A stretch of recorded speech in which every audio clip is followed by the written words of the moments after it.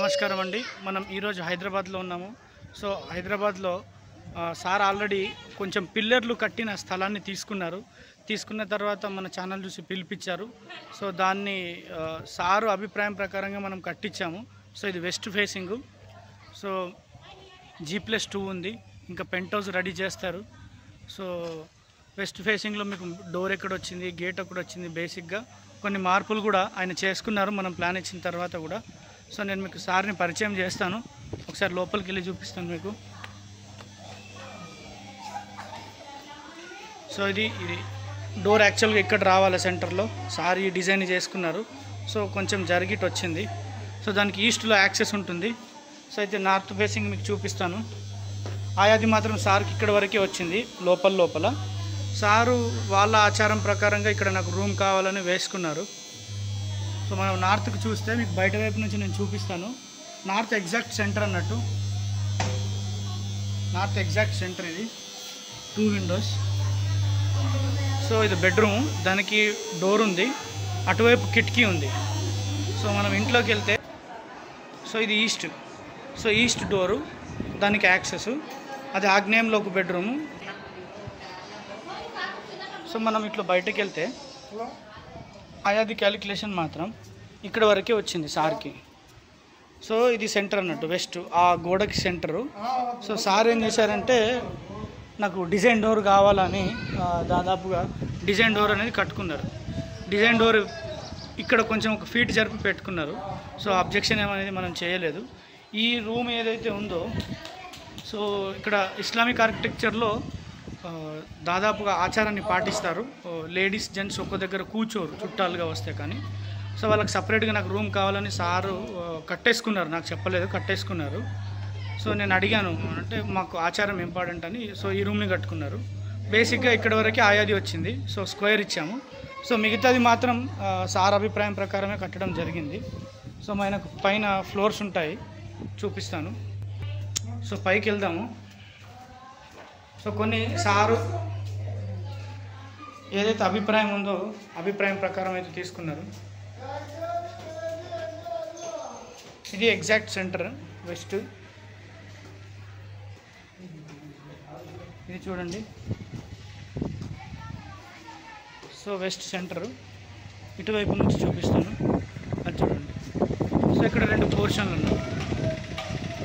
So north కింద ఏదైతే centre door ఉందో దాని ఎగ్జాక్ట్ పైన పోర్షన్ కూడా centre door.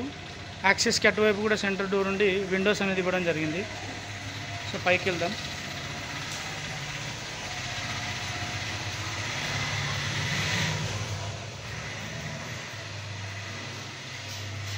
So same door మీకు ఏదైతే కనబడుతుందో ఇక్కడ కూడా సేమ్ డోర్. నమస్కారం అండి. సో సార్ పేరు వచ్చేసి డి మొహమ్మద్ గౌస్. సో ఈ సారు యాక్చువల్గా ప్లాట్ తీసుకున్నారు. ఆ ప్లాట్లో కొంచెం పిల్లర్స్ పునాది నుంచి కట్టి ఒక 5 ఫీట్ల వరకు ఉన్న ప్లాట్ని తీసుకున్నారు వెస్ట్ ఫేసింగ్.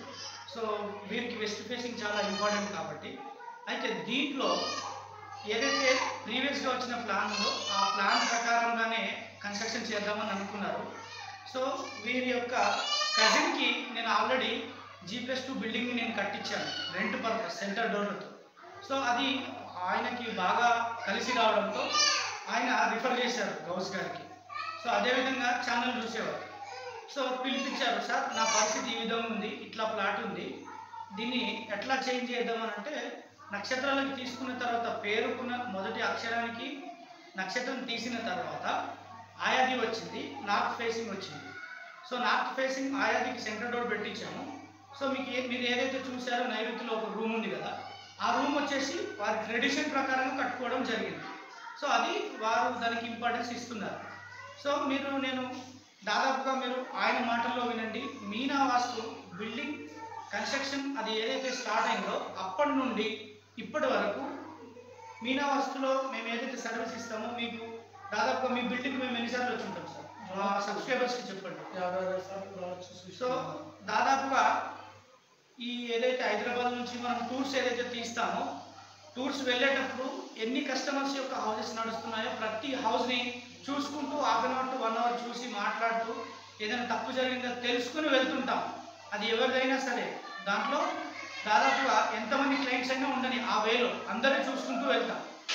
సార్ ఇప్పుడు మీకు ఇల్లు కట్టుకున్నప్పటి నుండి మీరు దాదాపుగా ఏం ఫీల్ అవుతున్నారు? మేము పర్ఫెక్ట్గా కట్టుకున్నామా, లేకపోతే ఇల్లు చూడడానికి ఎందరు వచ్చింది?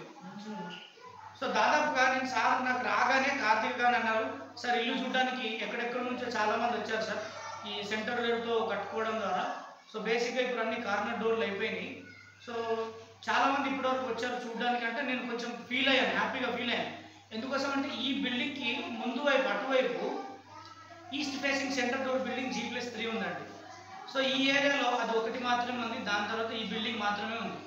సో సారు ఇక్కడ ఏదైతే గ్రౌండ్ ఫ్లోర్లో నివసిస్తారు G+1లో G+2 like first floor second floor ఏదైతే రెంట్కి ఇచ్చారు 3 పోర్షన్స్ చేసి ప్రతి పోర్షన్కి కూడా పదాన్ని బట్టి మెయిన్ డోర్ని పెట్టాము.